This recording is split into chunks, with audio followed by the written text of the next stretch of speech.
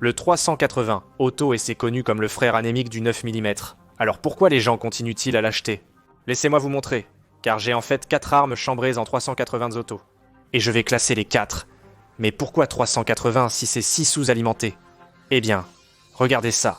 Ceci est un Glock X9, et ceci est un pistolet Kel-Tec P380. Regardez ça. C'est presque la moitié de la largeur. Donc, parce que 380 auto est beaucoup plus petit, cela conduit à une plus petite explosion, ce qui conduit à des conceptions de pistolets très intéressantes. En dernière position, nous avons ce gars-là juste ici. C'est un Bursa Thunder Plus. Un très bon pistolet, franchement. Mais il recule directement dans votre main, ce qui le rend légèrement inconfortable. Mais ce chargeur a une énorme capacité. Ensuite, nous avons ce gaz-là. En ce qui concerne les petites armes, cela tire le meilleur parti de cette petite cartouche. C'est le Kel-Tec P380, et il est en fait discontinué, et la gâchette est folle. Regardez cela pendant que je tire. C'est juste un mur solide, et vous pouvez voir qu'il a pas mal de recul parce qu'il n'y a tout simplement pas grand-chose à saisir. Et nous avons réellement touché la cible. Maintenant, après ce gars, nous avons ceci, et cela vous montre vraiment pourquoi les gens achètent encore. 380 auto. C'est le Smith Wesson Bodyguard 2.0.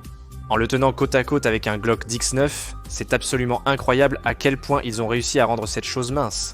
Et à cause de toutes les améliorations que Smith Wesson a apportées, je retire le Kel-Tec P380 comme mon pistolet de poche. C'est mon nouveau pistolet de défense. Mais le pistolet automatique numéro 1 de calibre 3.80 que je possède est celui-ci, le Gearson Lady Tip-Up. Il est tout élégant, c'est pourquoi c'est le modèle pour dames. Puis regardez ça, il incline le canon pour que vous mettiez votre cartouche directement dans le canon, vous le rabattez, et ensuite il chargera automatiquement chaque cartouche, parce que cette première cartouche est ce qui déclenche cette réaction en chaîne. Donc un grand bravo à Gearso. Cela a l'air joli, et ça tire formidablement bien.